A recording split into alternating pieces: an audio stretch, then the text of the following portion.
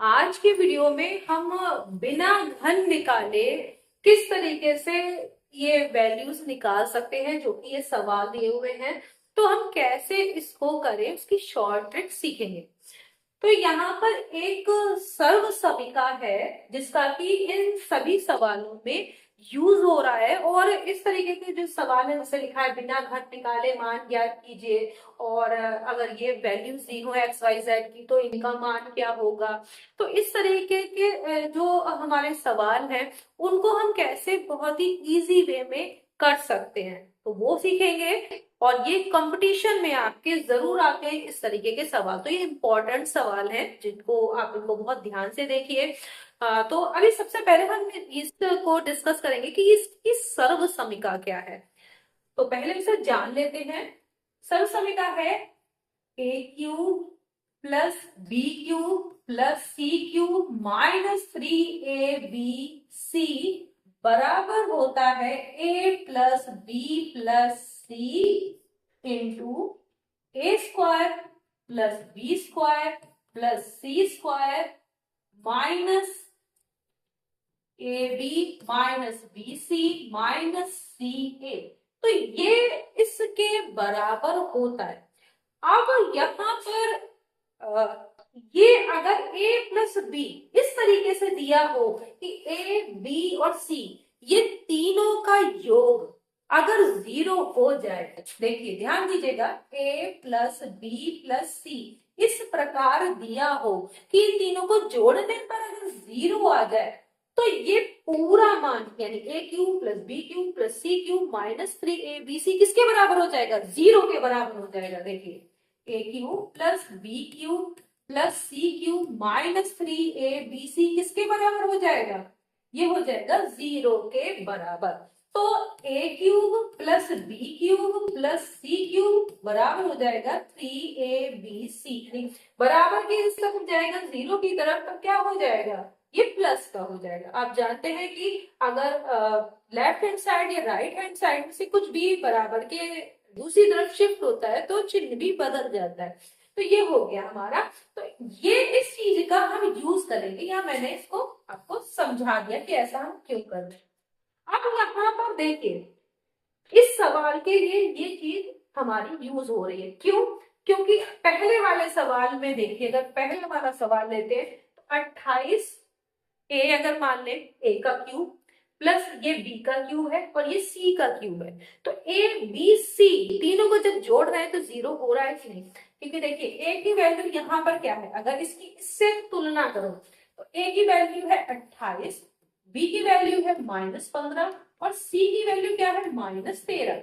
जब हम इन तीनों को जोड़ रहे हैं, देखिए माइनस से कितने, अगर इन तीनों को जोड़ दें तो क्या हो रहा है हमारा? A plus b plus c is equal to 0 हो रहा है, क्योंकि 28 -15 -13 बराबर 0 हो रहा है, क्योंकि माइनस के भी 28 है प्लस के भी 28 है।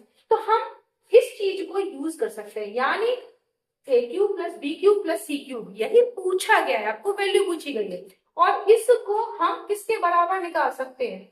3ab के बराबर। यानी आप क्या करिए, इन तीनों की गुणा कर दीजिए और उसकी गुणा जो भी आए उससे 3 से और गुणा कर दीजिए। ये हमने तब यूज किया क्योंकि यहाँ पर या तो आप एक काम करते हैं कि 28 का क्यूब निकालते हैं, फिर -15 का क्यूब निकालते हैं, फिर -13 का क्यूब निकालते हैं, फिर जोड़ते हैं, तो वो और टाइम लगता। तो हमने अब इसका यूज किया। तो अब हमें इसमें करना क्या है, पहले वाले भी सवाल में जब हमें ये निकालना है, कितना निकालना है? हमें निकालना है 28 का क्यूब प्लस -15 का क्यूब प्लस -13 का क्यूब। ये किसके बराबर होगा? 3 गुणा 28 गुणा -15 गुणा -13। ठीक है, तो आप इनकी गुणा कर सकते हैं। 15 और 13 की गुणा आप ओरल कर सकते हैं। कैसे? 15.150, ठीक है, और 15 3 13 है ना, 15 3 45, 150 में अगर आप 45 जोड़ेंगे तो 195 आ जाएगा कि नहीं आ जाएगा? और माइनस माइनस का प्लस, तो यहाँ कोई भी माइनस नहीं आने वाला। तो यहाँ गया 3 गुणा 28 गुणा 195, आपकी एक डायरेक्ट गुणा हो गई। अब आप क्या करेंगे, 195 की 3 से भी गुणा कर सकते हैं ओरल। देखिए जितना काम आप ओरल करेंगे उतना ही आपका जो क्वेश्चन का टाइम बचेगा। देखिए 3 पंजे 15 के 5, ठीक है। अब एक बच्चा हासिल, 3 है 27 और एक क्या हो गया 28, बचे 2, 3 एकम 3 और 2 5 हो गया। अब इसको आप क्या कर सकते हैं, अब 28 से आप गुणा कर लीजिए, तो ये आपका टाइम इतना बच जाएगा। तो 28 से गुणा करेंगे तो ये आप लिख के कर सकते हैं। 28 से गुणा करेंगे तो कितना हो जाएगा, 8 पंजे 40, 8 64 और जोड़ेंगे तो 68 हो गया, 8 हो गया, 6 बचा, और 8 पंजे 40 और 46 हो गया। 2 से करेंगे, 2 पंजे 10, 2 अट्ठे 16 और एक 17, एक बचा आपका, और 2 पंजे 10 और एक 11, तो ये हो गया 0 8 और 7 6, आपका हो गया 13, 4 एक 5 और एक ये 6, और ये हो गया आपका मान निकल के आया 16,380। तो ये आपका, इससे जब अगर तीनों के अलग अलग क्यूब निकाल के जोड़ते हैं उससे कहीं ज्यादा आसानी से आपने कर लिया। लेकिन ये तब हो सकता है, ये चीज तब काम आएगी जबकि इन तीनों का योग करने पर 0 आ जाए। तो ये आपका सवाल इस तरीके से कर सकते हैं, इसको अप्लाई करें। अब हम दूसरा सवाल लेते हैं। दूसरे वाले सवाल में भी आप ये देखिए कि x, y और z इन तीनों की जो वैल्यू दी हुई है उनको जब हम जोड़ रहे हैं, x plus y plus z कर रहे हैं, तो 25 प्लस 15 और ये -40, तो ये क्या हो रहा है, ये आपका 0 आ रहा है 0। तो आपसे पूछा गया x cube plus y cube plus z cube -3x y z की वैल्यू क्या होगी। तो यहाँ पर देखिए a cube plus b cube plus c cube -3abc बिल्कुल वैसा ही है।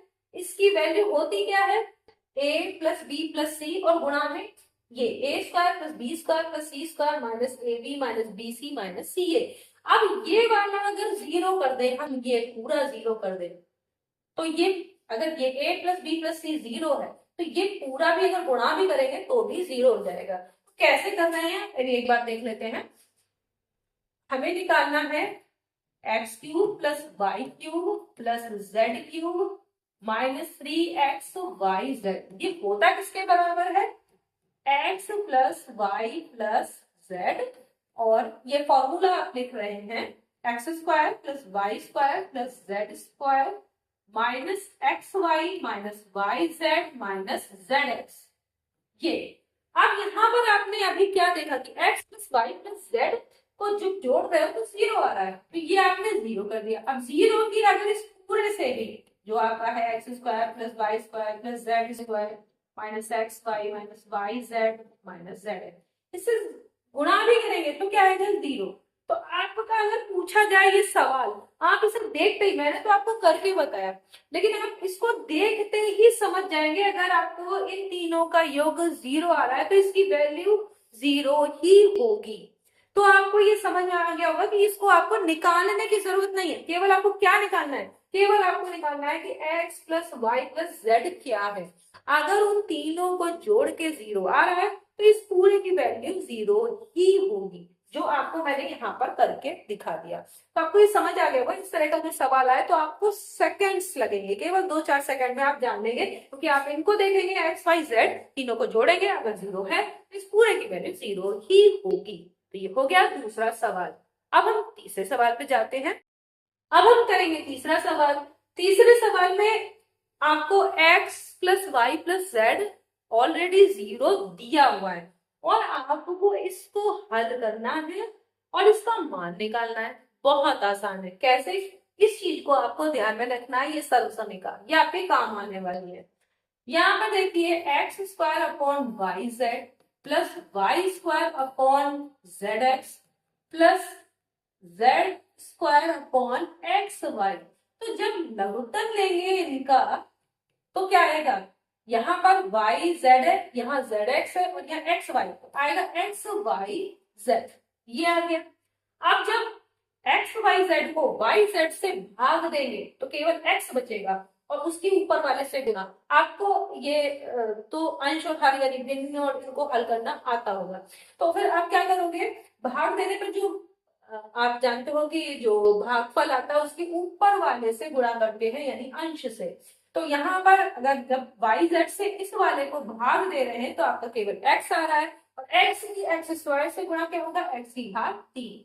इसी तरह से जेड एक्स से जब इसको भाग देंगे तो आएगा वाई, और वाई की वाई स्क्वायर से गुणा करेंगे वाई का क्यूब, प्लस एक्स वाई से इसको भाग देंगे तो आएगा जेड, और z की z स्क्वायर से गुणा करेंगे z का क्यूब।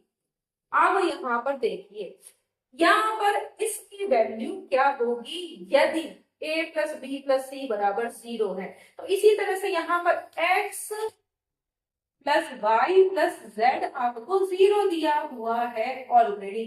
तो आपका मतलब है फिर a cube plus b cube plus c cube बराबर 3abc। तो इसकी जगह पे आप क्या रख सकते हैं, 3xyz, यदि अगर ये दिया है तो यहाँ पर आपको ये दिया हुआ है, ये रख दिया आपने इसकी जगह पे 3xyz, क्योंकि ये इसके बराबर है यदि a प्लस बी प्लस सी बराबर 0 आपने कर दिया, और नीचे है xyz, दोनों कट गए।